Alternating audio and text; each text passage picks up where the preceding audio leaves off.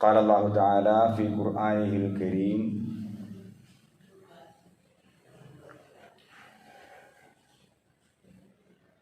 ألا إن أولياء الله لا خوف عليهم ولا هم يحزنون والذين آمنوا وكانوا يتقون لهم البشرى في الحياة الدنيا وفي الآخرة لا تبديل لكلمات الله ذلك هو الفوز العظيم. صدق الله العلي العظيم.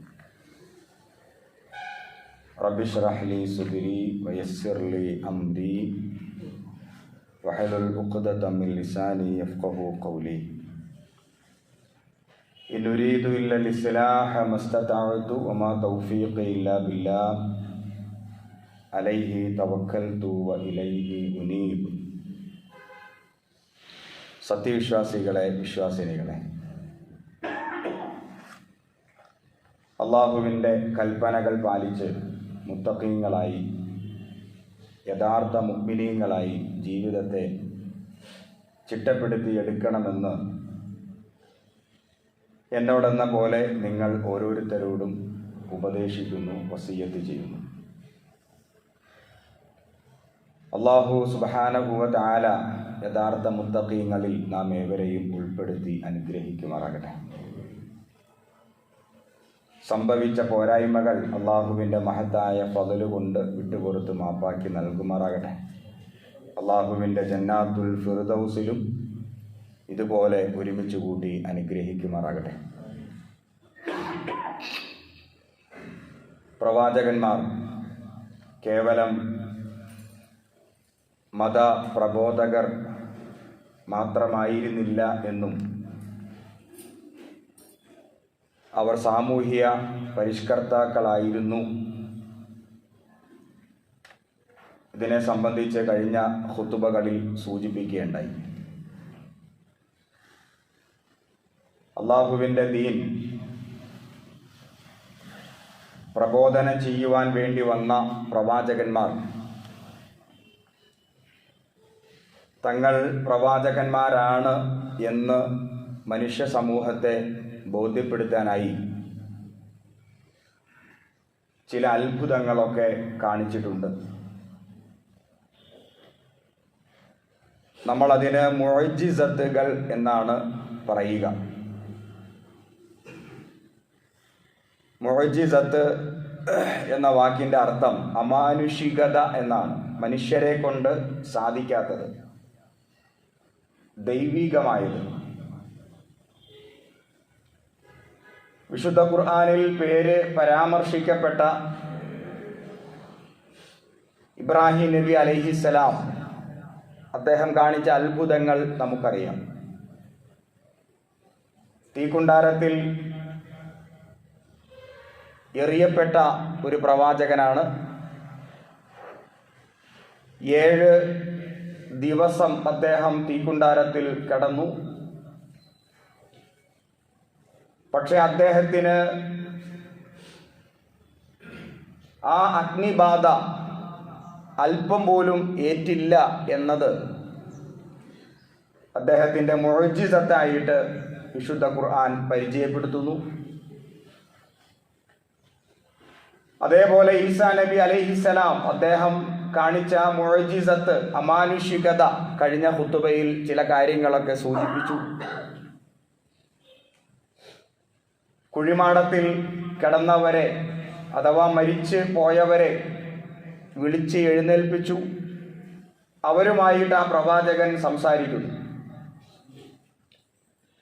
അന്നത്തെ മാരക രോഗങ്ങളെ സുഖപ്പെടുത്തുന്നു. മൂസാ നബി അലൈഹിസ്സലാം, അദ്ദേഹത്തിൻ്റെ കയ്യിലുള്ള വടി, ആ വടിയിട്ടാൽ പാമ്പായി മാറുന്നു, യഥാർത്ഥ പാമ്പായി മാറുന്നു.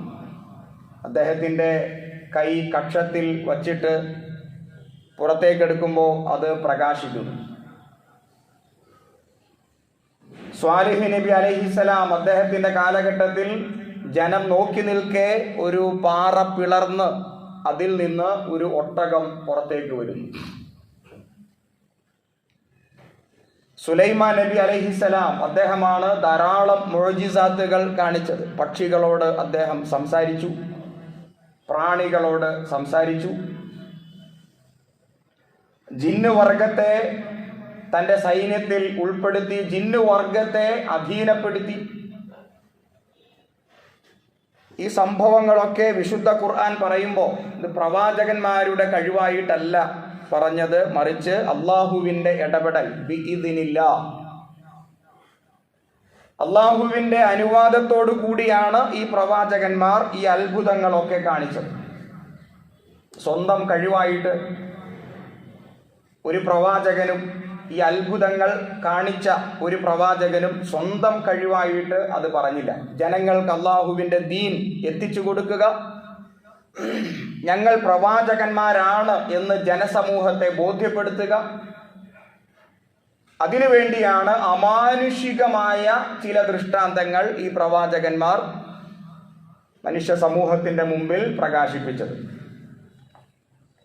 അപ്പൊ അതിനെയാണ് നമ്മൾ മുഅ്ജിസാത്തുകൾ എന്ന് വിളിക്കുന്നത്. അതേപോലെ തന്നെ മറ്റൊരു പേരാണ് കറാമത്ത് എന്നത്. ഒരുപക്ഷെ നമ്മൾ പലപ്പോഴായിട്ട് കേട്ട് പഠിച്ച ഒരു വാക്കായിരിക്കും കറാമത്ത് എന്ന വാക്ക്. ഇതൊരു അറബി വാക്കാണ്. പ്രവാചകന്മാർ അല്ലാത്ത സത്യവിശ്വാസികളായ ആളുകൾ, യഥാർത്ഥ സത്യസന്ധരായ അള്ളാഹുവിൻ്റെ ദാസന്മാർ, ഈ അള്ളാഹുവിൻ്റെ ദാസന്മാരെ അസാധാരണമായ രൂപത്തിൽ അള്ളാഹു സഹായിക്കുന്നു. അതിന് അറബിയിൽ പറയുന്ന പേരാണ് കറാമത്ത്. മുഅ്ജിസത്ത് എന്നത് പ്രവാചകന്മാർക്കാണെങ്കിൽ കറാമത്ത് എന്നത് സത്യസന്ധരായ അള്ളാഹുവിൻ്റെ ഇഷ്ടദാസന്മാർക്ക് അസാധാരണ മാർഗത്തിലൂടെ അള്ളാഹു സഹായം ചെയ്യുന്നതിനെ കുറിക്കുന്ന അറബി വാക്കാണ്. അത് പ്രത്യേകം അടിവരയിട്ട് മനസ്സിലാക്കേണ്ടതാണ്. സത്യസന്ധരായ, നിഷ്കളങ്കരായ, തഖ്വയുള്ള യഥാർത്ഥ മുഅ്മിനീങ്ങളെ അസാധാരണമായ രൂപത്തിൽ, സാധാരണ അള്ളാഹു സഹായിക്കുന്ന രൂപങ്ങളൊക്കെ ഉണ്ട്, ഇത് അസാധാരണമായ രൂപത്തിൽ അള്ളാഹു അവരെ സഹായിക്കുന്നു. ചില പ്രത്യേക സന്ദർഭത്തിൽ അള്ളാഹു അവരെ സഹായിക്കുന്നു. അതിന് അറബിയിൽ പറയുന്ന പേരാണ് കറാമത്ത്. ചില ഉദാഹരണങ്ങൾ പറയാം. വിശുദ്ധ ഖുർആനിൽ കറാമത്തുമായി ബന്ധപ്പെട്ട് വന്ന ഒരു ഉദാഹരണമാണ് മറിയം ബീവി റളിയല്ലാഹു തആല അൻഹ. മറിയം ബീവി പ്രവാചകയല്ല, ഈസാ നബി അലൈഹിസ്സലാം അവരുടെ ഉമ്മയാണ്. ഈസാ നബിയാണ് പ്രവാചകൻ. മറിയം ബീവിയുടെ ചെറുപ്പകാലഘട്ടം ഇന്നത്തെ ബൈത്തുൽ മഖ്ദിസ്, അവിടെയാണ് മറിയം ബീവി ചെറുപ്പകാലഘട്ടം കഴിച്ചു കൂട്ടിയത്. മെഹ്റാബിൽ, ഒരു മെഹ്റാബിലാണ് കഴിച്ചു കൂട്ടിയത്. ആ ബൈത്തുൽ മഖ്ദിസ്, അതിൻ്റെ പരിപാലകൻ ആയിരുന്ന സക്കരിയ അലൈഹിസ്സലാം, അദ്ദേഹം പ്രവാചകനാണോ അല്ലയോ എന്ന കാര്യത്തിൽ സംശയമുണ്ട്. പ്രവാചകനായ ഒരു സക്കരിയ അലൈഹിസ്സലാം ചരിത്രത്തിലുണ്ട്. ഇത് ഖുദ്സിന്റെ പരിപാലകനായ മറിയം ബീവിയുടെ ബന്ധുവായ സക്കരിയ അലൈഹിസ്സലാം, അദ്ദേഹം ഭക്ഷണവുമായിട്ട് മറിയം ബീവിയുടെ മെഹ്റാബിൽ പ്രവേശിക്കുന്നു. കുല്ലമാ ദഖല അലൈഹ സക്കരിയ അൽ മെഹ്റാബ് വജദ ഇൻദഹാ റിസ്ഖ. ആഹാരവുമായിട്ട് മറിയം ബീവിയുടെ മെഹ്റാബിൽ പ്രവേശിക്കുമ്പോൾ വജദ ഇൻദഹാ റിസ്ഖ, അവിടെ ആഹാരം കാണുന്നു. ഖാല യാ മറിയം, മറിയമിനോട് ചോദിക്കുന്നു, മറിയമേ, അന്നാലക്കി ഹാദാ, നിനക്ക് എവിടെ നിന്നാണ് കിട്ടിയത്? ഖാലത്ത്, അപ്പോൾ മറിയം ബീവി പറഞ്ഞു, ഹുവ മിൻ ഇൻദില്ലാഹ്, ഇത് അള്ളാഹുവിൻ്റെ അടുക്കൽ നിന്നാണ്. അത് മറിയം ബീവിയുടെ കറാമത്തായിട്ട് ഖുർആൻ വ്യാഖ്യാതാക്കൾ അഭിപ്രായപ്പെടുന്നു. അഥവാ അസാധാരണമായ രൂപത്തിൽ മറിയം ബീവിയെ പടച്ചവൻ സഹായിച്ചു. മറിയം ബീവി ആകട്ടെ ഒരു പ്രവാചകയല്ല. അപ്പോൾ വജദ ഇൻദഹാ റിസ്ഖ, അവിടെ ആഹാരം കാണുന്നു. ഇത് എവിടെ നിന്നാണ് കിട്ടിയത്? മറിയം ബീവിയുടെ ഉത്തരം, ഇത് എനിക്ക് അള്ളാഹു തന്നു. ആ ചരിത്രം അങ്ങനെ പോകുന്നുണ്ട്. മുഹമ്മദ് നബി സ്വല്ലല്ലാഹു അലൈഹി വസല്ലം ഒരു ചരിത്ര കഥ നമ്മെ പഠിപ്പിച്ചിട്ടുണ്ട്. ഹദീസ് രൂപത്തിൽ നമ്മളത് വായിക്കുന്നുണ്ട്. 3 യുവാക്കൾ ഒരു ഗുഹയിൽ അകപ്പെട്ടതാണ് ആ ചരിത്ര കഥ. ശക്തമായ മഴയത്ത് അവിടെ കണ്ട ഒരു ഗുഹയിൽ ഈ 3 ചെറുപ്പക്കാർ അഭയം തേടുന്നു. ആ ഗുഹയുടെ അകത്ത് അവർ കയറിയപ്പോൾ വലിയൊരു പാറ വന്ന് വീണ് ഗുഹാമുഖം അടഞ്ഞു. ഇവർക്കാകട്ടെ രക്ഷപ്പെടാൻ സാധിക്കുന്നില്ല. ഈ 3 ചെറുപ്പക്കാർ അവർ തീരുമാനിക്കുന്നു, നമുക്ക് അല്ലാഹുവോട് ദുആ ചെയ്യാം. എങ്ങനെയാണ് ദുആ ചെയ്യേണ്ടത്? നമ്മൾ ചെയ്ത നന്മയെ മുൻനിർത്തി നമുക്ക് അല്ലാഹുവോട് ദുആ ചെയ്യാം. ഈ 3 ചെറുപ്പക്കാരും ഓരോരുത്തരായിട്ട് അവർ ചെയ്ത നന്മകളെ മുൻനിർത്തി, അതിൽ ഒരുവൻ തൻ്റെ മാതാപിതാക്കളോട് ചെയ്ത നന്മയെ മുൻനിർത്തിയാണ് അല്ലാഹുവോട് ദുആ ചെയ്തത്. അപ്പോൾ പാറ അല്പം മാറുന്നു. രണ്ടാമത്തെ വ്യക്തിയാകട്ടെ വ്യഭിചാരവുമായി ബന്ധപ്പെട്ട ഒരു ചാൻസ് കിട്ടിയപ്പോൾ അതിലേക്ക് പോകാത്തത്, അള്ളാഹുവിനെ ഭയപ്പെട്ട് അതിൽ നിന്ന് പിന്തിരിഞ്ഞത്, ആ ഒരു നന്മയെ മുൻനിർത്തിയാണ് അള്ളാഹുവോട് ദുആ ചെയ്തത്. അപ്പോൾ കുറച്ചുകൂടി ഈ പാറ അല്പം കൂടി മാറിയതും. മൂന്നാമത്തെ വ്യക്തിയാകട്ടെ തൻ്റെ തൊഴിലാളിയോട് വളരെ മാന്യമായി പെരുമാറിയത്, ആ ഒരു നന്മയെ മുൻനിർത്തി അള്ളാഹുവോട് ദുആ ചെയ്യുന്നു. അങ്ങനെ പാറ ഇവർക്ക് പുറത്തേക്ക് കടക്കാൻ പാകത്തിന് പൂർണ്ണമായിട്ട് മാറിയതും. അങ്ങനെയുള്ള ഒരു ചരിത്ര കഥ മുഹമ്മദ് നബി സ്വല്ലല്ലാഹു അലൈഹി വസല്ലമ അദ്ദേഹത്തിൻ്റെ ഹദീസ്, ആ ഒരു ഹദീസിലൂടെ നമ്മെ പഠിപ്പിക്കുന്നുണ്ട്. അപ്പോൾ അത് അവരുടെ ഒരു കറാമത്താണ്. അള്ളാഹു തൻ്റെ ഇഷ്ടദാസന്മാരെ അസാധാരണമായ രൂപത്തിൽ സഹായിക്കുന്നു. തഖ്വയുള്ള യഥാർത്ഥ മുഅ്മിനീങ്ങളെ അസാധാരണമായ രൂപത്തിൽ അള്ളാഹ് ഇടപെട്ട് സഹായിക്കുന്ന ആ പ്രവൃത്തിക്ക് പറയുന്ന പേരാണ് കറാമത്ത്. പ്രവാചകന്മാരെ അള്ളാഹ് സഹായിക്കുന്നു, അതിൻ്റെ പേരാണ് മുഅ്ജിസത്ത്. അത് രണ്ടും നമ്മൾ വേർതിരിച്ച് മനസ്സിലാക്കേണ്ടതാണ്. മുഹമ്മദ് നബി സ്വല്ലല്ലാഹു അലൈഹി വസല്ലം പറയുകയുണ്ടായി, എൻ്റെ ദാസൻ, എൻ്റെ അടിമ ഫർള് നമസ്കാരത്തിലൂടെ അള്ളാഹുവിലേക്ക് അടുക്കുന്നു. സുന്നത്തായ മറ്റ് കർമ്മങ്ങൾ അതുവഴി അള്ളാഹുവിലേക്ക് അടുക്കുന്നു. അങ്ങനെ എൻ്റെ ദാസൻ എൻ്റെ ഇഷ്ടപ്പെട്ട, എൻ്റെ കൂട്ടുകാരനായി, എൻ്റെ പ്രിയപ്പെട്ടവനായി മാറുന്നു. മൂന്നാമത്തെ മറ്റൊരു പദപ്രയോഗമാണ് വലിയ അഥവാ ഔലിയാക്കൾ. ഈ 3 പദങ്ങളെയും നമ്മൾ ശരിക്ക് മനസ്സിലാക്കിയിരിക്കണം. ഔലിയാക്കൾ എന്ന ഒരു പദപ്രയോഗം നമ്മളൊക്കെയും സാധാരണ കേൾക്കാറുണ്ട്. ഞാനിവിടെ ഓതിവെച്ച ആയത്ത് സൂറത്ത് യൂനുസിലെ ആയത്താണ്. ആരാണ് ഔലിയാക്കൾ? അതിനെ സംബന്ധിച്ച് അല്ലാഹു സുബ്ഹാനഹു വ തആല സൂറത്ത് യൂനുസ് 62, 63 ആയത്തുകൾ, അലാ നിങ്ങൾ അറിയണം, ഇന്ന ഔലിയ അല്ലാഹുവിൻ്റെ ഔലിയാക്കൾ ലാ ഖൗഫുൻ അലൈഹിം അവർ പേടിക്കേണ്ടതില്ല, വലാഹും യഹ്സനൂൻ അവർ ദുഃഖിക്കേണ്ടതില്ല. ആരാണ് ഔലിയാക്കൾ? അല്ലദീന ആമനു യഥാർത്ഥ വിശ്വാസികളാണ്, വകാനു യത്തഖൂൻ അവർ തഖ്വയുള്ളവരാണ്. ഈ 2 പോയിന്റാണ് പടച്ചവൻ പറഞ്ഞത്. ഔലിയാക്കൾ പേടിക്കേണ്ട, ദുഃഖിക്കേണ്ട. ഔലിയ എന്ന അറബി വാക്കിന്റെ ഏകവചനമാണ് വലിയ. ഈ വലിയ എന്ന വാക്കിന് പല അർത്ഥങ്ങളുണ്ട്. രക്ഷാധികാരി, അത് അള്ളാഹിനെ സംബന്ധിച്ച് പറയുമ്പോൾ സൂറ ബഖറയിൽ അല്ലാഹു വലിയുല്ലദീന ആമനു, അള്ളാഹു സത്യവിശ്വാസികളുടെ രക്ഷകനാകുന്നു. അപ്പൊ രക്ഷകൻ എന്ന അർത്ഥമുണ്ട്. അതോടൊപ്പം തന്നെ വലിയ എന്ന വാക്കിന് ആത്മസുഹൃത്ത് എന്ന അർത്ഥമുണ്ട്. എൻ്റെ വലിയാണ് എന്ന് പറയുമ്പോൾ, ഇപ്പോൾ വിവാഹം കഴിച്ചു കൊടുക്കുമ്പോൾ വധുവിന് വലിയ ആവശ്യമുണ്ട്. അവിടെ വധുവിൻ്റെ വലിയ രക്ഷാധികാരിയാണ്. പിതാവായിട്ടോ അല്ലെങ്കിൽ പിതാവിൻ്റെ സ്ഥാനത്ത് നിൽക്കുന്ന ഒരു വ്യക്തിയാണ് അവിടെ വലിയ. അപ്പോൾ വലിയ എന്ന വാക്കിന് രക്ഷാധികാരി എന്ന അർത്ഥമുള്ളതോടൊപ്പം തന്നെ വലിയ എന്ന വാക്കിന് ആത്മസുഹൃത്ത് എന്ന അർത്ഥം കൂടിയുണ്ട്. അപ്പൊ ഇവിടെ അലാ ഇന്ന ഔലിയ അല്ലാഹ്, അള്ളാഹുവിൻ്റെ കൂട്ടുകാർ, അള്ളാഹുവിൻ്റെ മിത്രങ്ങൾ, ലാ ഖൗഫുൻ അലൈഹിം അവർ പേടിക്കേണ്ടതില്ല, വലാഹും യഹ്സനൂൻ അവർ ദുഃഖിക്കേണ്ടതില്ല എന്ന് പറഞ്ഞിട്ട് ഔലിയാക്കളുടെ അടയാളം എന്ത്? അല്ലദീന ആമനു അവർ സത്യവിശ്വാസികളാണ്, വകാനു യത്തഖൂൻ അവർ തഖ്വയുള്ളവരാണ്. അപ്പൊ ഈമാനും തഖ്വയുമാണ് അള്ളാഹുവിൻ്റെ ആത്മസുഹൃത്തായി മാറാൻ നമുക്ക് വേണ്ട 2 ഗുണങ്ങൾ. ഈമാനും തഖ്വയും. എനിക്ക് ഈമാനും തഖ്വയും ഉണ്ടോ, ഞാൻ അള്ളാഹുവിൻ്റെ വലിയാണ്. നിങ്ങൾക്ക് ആർക്കെങ്കിലും ഈമാനും തഖ്വയും ഉണ്ടോ? നിങ്ങളൊക്കെയും അള്ളാഹുവിൻ്റെ ഔലിയാക്കളാണ്. അള്ളാഹു അവൻ്റെ ആത്മസുഹൃത്തായിട്ട് തെരഞ്ഞെടുക്കുന്നു. ഞാൻ നേരത്തെ പറഞ്ഞ ഹദീസ് അതുമായി ബന്ധപ്പെട്ടതാണ്.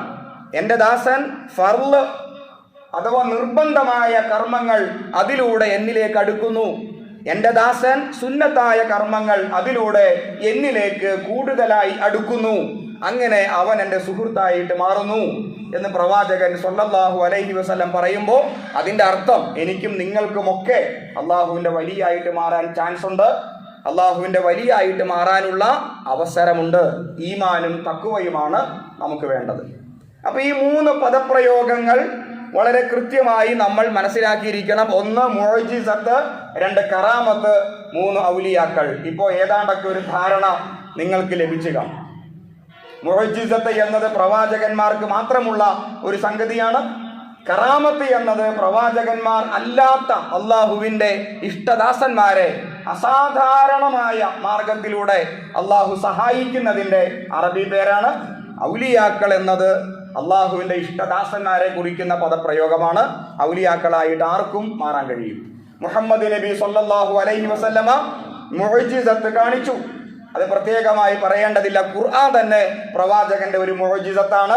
ഞാൻ പരത്തി പറയുന്നില്ല, സമയത്തിന്റെ പരിമിതിയുണ്ട്. പ്രവാചകൻ സ്വല്ലല്ലാഹു അലൈഹി വസല്ലമയ്ക്ക് ശേഷം വന്ന ഖലീഫമാർ അഥവാ സച്ചരിതരായ ഖുലഫാഉർ റാഷിദീങ്ങൾ അവർ കറാമത്ത് കാണിച്ചിട്ടുണ്ട്. പിന്നെ അതിനുശേഷം വന്ന ഒരുപാട് മഹാന്മാരായ ആളുകൾ കറാമത്തുണ്ടാകാം, ഔലിയാക്കളുണ്ട്.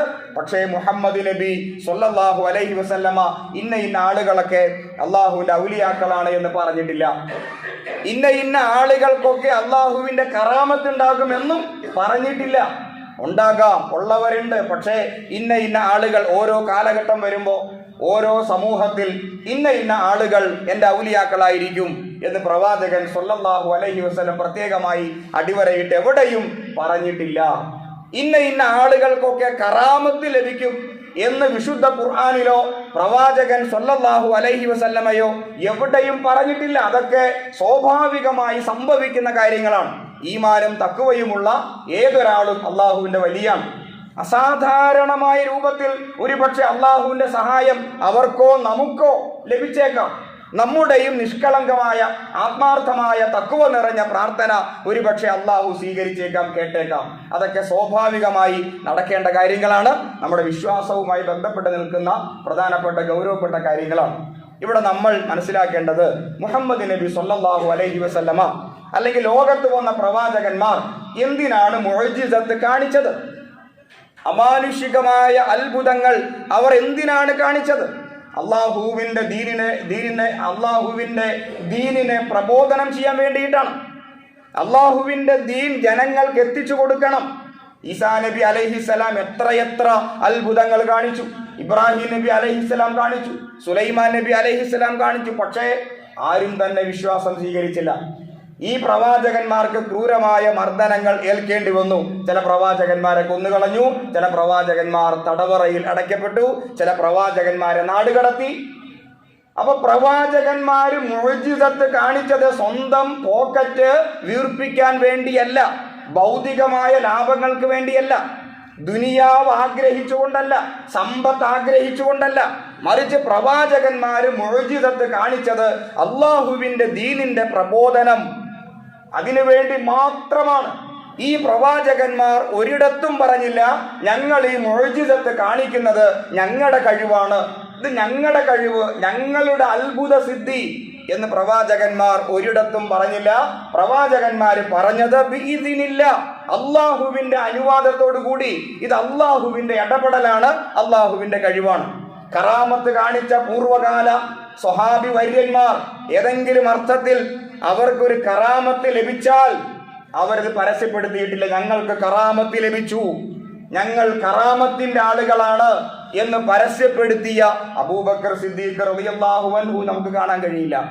ഉമർ റളിയല്ലാഹു അൻഹു അദ്ദേഹത്തിന് ചില കറാമത്ത് ലഭിച്ചിരുന്നു. അതായത് അസാധാരണമായ രൂപത്തിൽ പടച്ചവന്റെ സഹായം അദ്ദേഹത്തിന് കിട്ടിയിട്ടുണ്ട്, ചരിത്രം പറയുന്നു.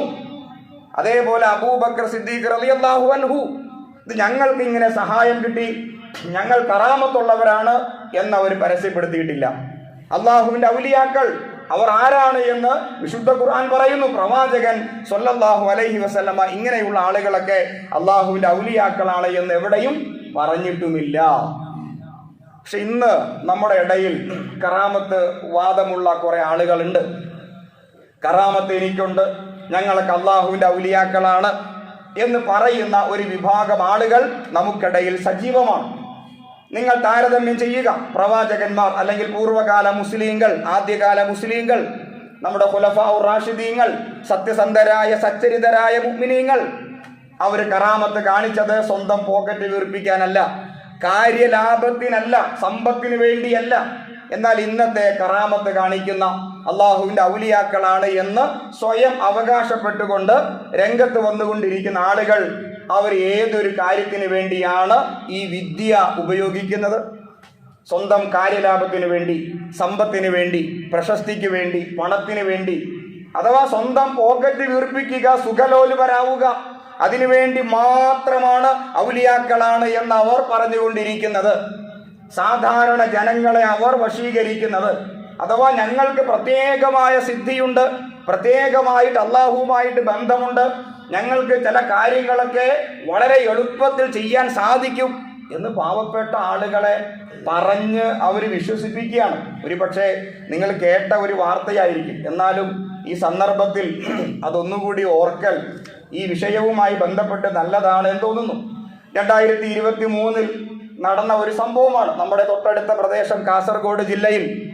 അവിടെ 2023 ഏപ്രിൽ മാസം 14-ാം തീയതിയാണ് അവിടെയുള്ള ഒരു ഹാജി, അദ്ദേഹം മരണപ്പെട്ട വിവരം. അദ്ദേഹം മരണപ്പെടുന്നു. അപ്പോൾ അങ്ങനെ ഒരു ഹാജിയാരാണ്, ആ പേര് ഞാനിവിടെ ഉച്ചരിക്കുന്നില്ല. അദ്ദേഹം മരണപ്പെടുന്നു. അപ്പോൾ സ്വാഭാവിക മരണം എന്ന അർത്ഥത്തിൽ അത് കബറടക്കം ചെയ്യപ്പെട്ടു. മക്കളും കുട്ടികളൊക്കെ, തൻ്റെ പിതാവ് മരണപ്പെട്ടു, സ്വാഭാവികമായ ഒരു മരണം എന്ന അർത്ഥത്തിൽ അദ്ദേഹം കബറടക്കം ചെയ്യപ്പെട്ടു. അങ്ങനെ അദ്ദേഹത്തെ കബറടക്കി കഴിഞ്ഞപ്പോഴാണ് കുറേ ബന്ധുക്കൾ ഇദ്ദേഹത്തിൻ്റെ വീട്ടിലേക്ക് വരുന്നു. എന്നിട്ട് ഞങ്ങൾ ഈ ഹാജിയാരെ ഏൽപ്പിച്ചിരുന്ന സ്വർണം ഞങ്ങൾക്ക് തിരികെ നൽകണം എന്നവർ ആവശ്യപ്പെടുന്നു. ഏതാണ്ട് 12-13ഓളം ബന്ധുക്കളാണ് ഈ ഹാജിയാരുടെ വീട്ടിലേക്ക് ഈ മക്കളെ തേടി വന്നത്. അപ്പോൾ ഇങ്ങനെ വന്നപ്പോൾ മക്കൾക്കാകെ സംശയമായി, എന്തായിരിക്കും ഇങ്ങനെ ഈ സ്വർണവുമായിട്ട്? ഉപ്പാക്കാണെങ്കിൽ നല്ല സമ്പത്തുള്ള വ്യക്തിയാണ്, അങ്ങനെ ആരുടെയും സ്വർണം മേടിക്കേണ്ട ഒരു ഗതികേട് ഉപ്പാക്കില്ല. പക്ഷെ എന്തിന് ബന്ധുക്കളുടെ 596 പവൻ സ്വർണം അവർ കണക്കാക്കിയപ്പോൾ അത്രയും സ്വർണമുണ്ട്. ഈ സ്വർണം ഞങ്ങളുടെ ഉപ്പാക്ക് ഇങ്ങനെ മേടിക്കേണ്ട ഒരാവശ്യവും ഇല്ലല്ലോ, പിന്നെ എന്താണ് ഈ സംഭവം എന്ന് മക്കൾ ഇങ്ങനെ അന്വേഷിക്കുന്നു. അത് പോലീസ് കേസായിട്ട് മാറുന്നു. അങ്ങനെയാണ് വീണ്ടും ആ കബറടക്കം ചെയ്യപ്പെട്ട മയ്യത്ത് പുറത്തെടുക്കുന്നു. അത് വീണ്ടും പോസ്റ്റ്മോർട്ടം നടത്തുന്നു. അപ്പോഴാണ് ഈ ഹാജിയാര് സ്വയം മരിച്ചതല്ല, കൊല്ലപ്പെട്ടതാണ് എന്ന് പോലീസിന് ബോധ്യമായത്. ഇനി ആരാണ് കൊന്നത് എന്ന് പഠിക്കണമല്ലോ. അങ്ങനെ പോലീസിന്റെ അന്വേഷണം വ്യാപിക്കുന്നു, മക്കളും അന്വേഷിക്കുന്നു. അങ്ങനെ അന്വേഷിക്കുമ്പോഴാണ് ഉപ്പയുടെ മൊബൈൽ ഫോണുമായി ബന്ധപ്പെട്ട് അതിൽ വന്ന വാട്സാപ്പ് മെസ്സേജുകൾ. അങ്ങനെയാണ് കാസർഗോട്ടെ ജിന്നുമ്മയെ സംബന്ധിച്ചുള്ള ഒരു വാർത്ത അവർക്ക് ലഭിക്കുന്നത്. കാസർഗോട്ടെ ജിന്നുമ്മ ആരാണ്? ജിന്നുമ്മ. ജിന്നുമ്മയെ സംബന്ധിച്ച് പറയുമ്പോൾ ജിന്നുമ്മ പറയുന്നത്, എനിക്ക് കറാമത്തുണ്ട്, എൻ്റെ അടുക്കൽ സ്വർണം കൊണ്ടുവന്ന് തന്നാൽ ഞാൻ അത് ഇരട്ടിപ്പിക്കും, 1 പവൻ തന്നാൽ 2 പവനാക്കി ഞാൻ തിരിച്ചു തരും. ഇത് കറാമത്ത് വാദമാണ്. എനിക്ക് ദൈവികമായ ഒരു അത്ഭുത സിദ്ധിയുണ്ട്, എൻ്റെ അടുക്കൽ കൊണ്ടുവന്നാൽ ഞാൻ ഇരട്ടിപ്പിച്ച് തരും എന്ന് ജിന്നുമ്മ അവകാശപ്പെട്ടിരുന്നു. ആ വലയിൽ ഈ പാവപ്പെട്ട ഹാജിയാർ വീണുപോയി. ഹാജിയാർ ബന്ധുക്കളെ സമീപിച്ച് സ്വർണമൊക്കെ ശേഖരിച്ച് ഏതാണ്ട് 596 പവൻ സ്വർണം ജിന്നുമ്മയെ ഏൽപ്പിച്ചു. ആ 596 പവൻ ആയിരക്കണക്കിന് പവനായി തിരിച്ചു കിട്ടുമെന്ന മോഹം. കുറെ കാലമായിട്ടും ഇത് ഇരട്ടിപ്പിക്കുന്നില്ല. അങ്ങനെ ഇരട്ടിപ്പിക്കാതെ വന്നപ്പോൾ അവർക്കിടയിൽ തർക്കമായി. ആ തർക്കത്തിന്റെ ഒടുവിൽ ജിന്നുമ്മയും ആ ജിന്നുമ്മയുടെ കൂടെയുള്ള ആളുകളും ഹാജിയാരെ തന്ത്രപരമായി കൊന്നുകളഞ്ഞു. ഇതാണ് സംഭവം, ഇതാണ് വാർത്ത. ഇത് ഒരു വാർത്തയല്ല, ഇങ്ങനെ പല വാർത്തകൾ നമ്മളിങ്ങനെ കേട്ടുകൊണ്ടിരിക്കുന്നു. ആത്മീയമായ തട്ടിപ്പ്. അപ്പൊ കറാമത്തിനെ തെറ്റിദ്ധരിപ്പിക്കുകയാണ്. യഥാർത്ഥ കറാമത്ത് എന്താണ്? യഥാർത്ഥ ഒരു കറാമത്തുണ്ട്.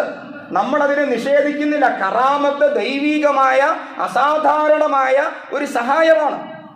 അത് ഞാൻ പടച്ചവന്റെ ആത്മമിത്രമാണെങ്കിൽ, അള്ളാഹുവുമായിട്ട് എനിക്ക് ആത്മബന്ധമുണ്ടെങ്കിൽ, എൻ്റെ ജീവിതവുമായി ബന്ധപ്പെട്ട പ്രശ്നങ്ങളിൽ അസാധാരണമായി ഒരു പക്ഷേ അള്ളാഹു എന്നെ സഹായിച്ചേക്കാം.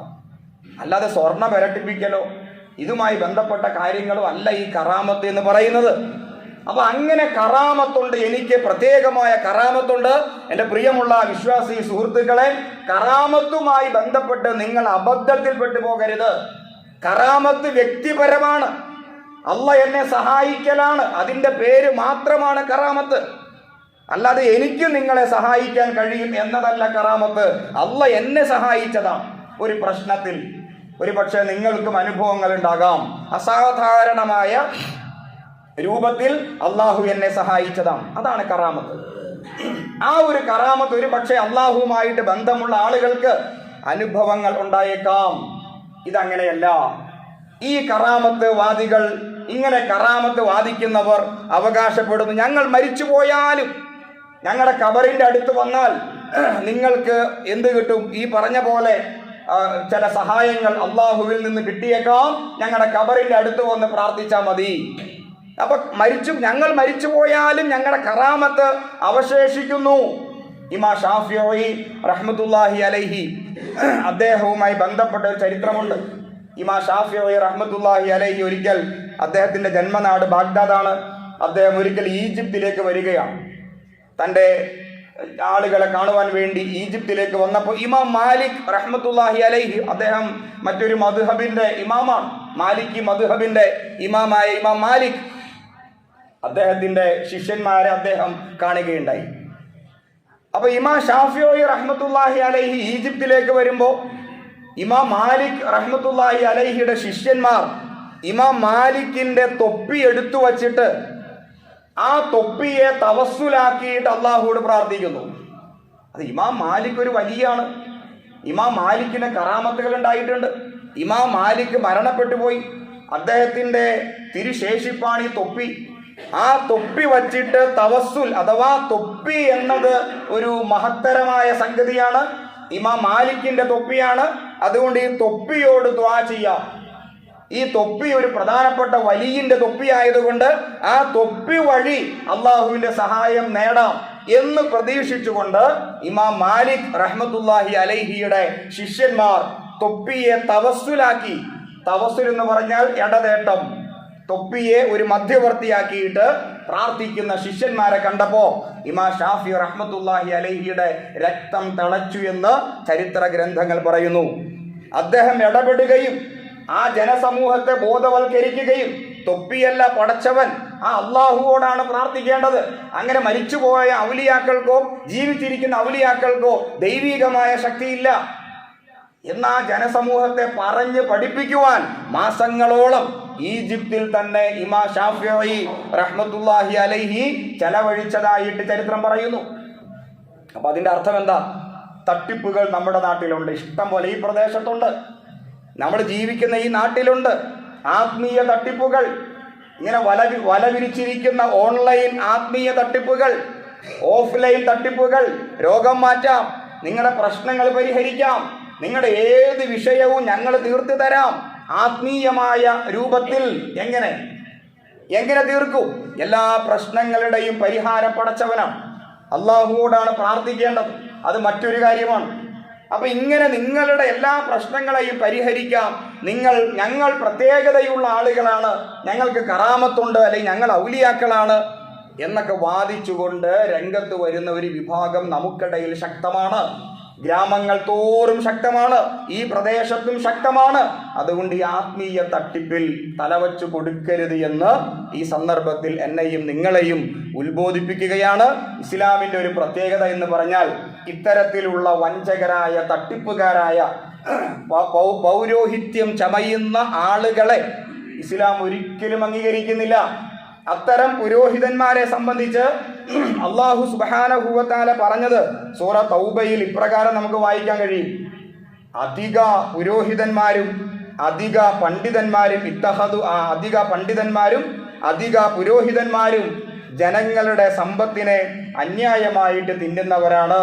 യാ അയ്യുഹല്ലദീന ആമനു, സത്യവിശ്വാസികളെ, ഇന്ന കസീറൻ മിനൽ അഹ്ബാരി വറുഹ്ബാനി ലയഅകുലൂന അംവാലൻ നാസി ബിൽ ബാത്തിൽ. എത്ര കൃത്യമായി പടച്ചവൻ നമുക്ക് നിർദ്ദേശം നൽകുന്നു. ഇങ്ങനെയുള്ള ഈ പറഞ്ഞ കോലത്തിലുള്ള യഥാർത്ഥ ഔലിയാക്കൾ, യഥാർത്ഥ കറാമത്തിന്റെ ആളുകൾ അത് മാറ്റി നിർത്തുക, മുഅ്ജിസത്ത് അത് മാറ്റി നിർത്തുക. ഇങ്ങനെ തട്ടിപ്പുമായി വരുന്ന ഒരു വിഭാഗം, അവരെ സംബന്ധിച്ചാണ് അള്ളാഹു പറഞ്ഞത്, നിങ്ങളുടെ സമ്പത്തിനെ അന്യായമായി തിന്നുന്നു. അത് മനസ്സിലാക്കാനായിട്ട് ഞാൻ ആദ്യം പറഞ്ഞ ഹാജിയാരുടെ കഥ തന്നെ മതി. ഇത് ഹാജിയാരുടെ കഥ ഒറ്റപ്പെട്ട സംഭവമല്ല. നമ്മളൊന്ന് പരിശോധിച്ച വാർത്താ മാധ്യമങ്ങളിൽ വന്ന വാർത്തകളെ നമ്മളൊന്ന് പരിശോധിക്കുകയാണെങ്കിൽ ഒരുപാട് സമ്പന്നരായ ആളുകൾക്ക് ഇത്തരം അബദ്ധങ്ങളൊക്കെ പറ്റിയിട്ട് മിണ്ടാതിരിക്കുന്നവരുണ്ട്, ശബ്ദിക്കാത്തവരുണ്ട്, നാണക്കേട് നിമിത്തം മൗനം പാലിക്കുന്നവരുണ്ട്. അതൊക്കെ ഈ അല്ലാഹു സുബ്ഹാനഹു വ തആല ഈ പറഞ്ഞ ആയത്തിൽ അതുമായി ബന്ധപ്പെട്ട കാര്യങ്ങളൊക്കെ ഉണ്ട്. യാ അയ്യുഹല്ലദീന ആമനു ഇന്ന കസീറൻ മിനൽ അഹ്ബാരി വറുഹ്ബാനി ലയഅകുലൂന അംവാലൻ നാസ ബിൽ ബാത്തിൽ വയസുദ്ദൂന അൻ സബീലില്ലാഹ് വല്ലദീന യക്നിസൂന ദഹബ വൽ ഫിദ്ദ. ഇവർ സമ്പത്ത് ഇങ്ങനെ കുമിഞ്ഞു കൂട്ടുന്നവരാണ്, സമ്പത്ത് ഇങ്ങനെ ശേഖരിച്ചു വെക്കുന്നവരാണ്. വലാ യുൻഫിഖൂനഹാ ഫീ സബീലില്ലാഹ്, അല്ലാഹുവിന്റെ മാർഗ്ഗത്തിൽ അതൊന്നും അവർ ചെലവഴിക്കുന്നില്ല.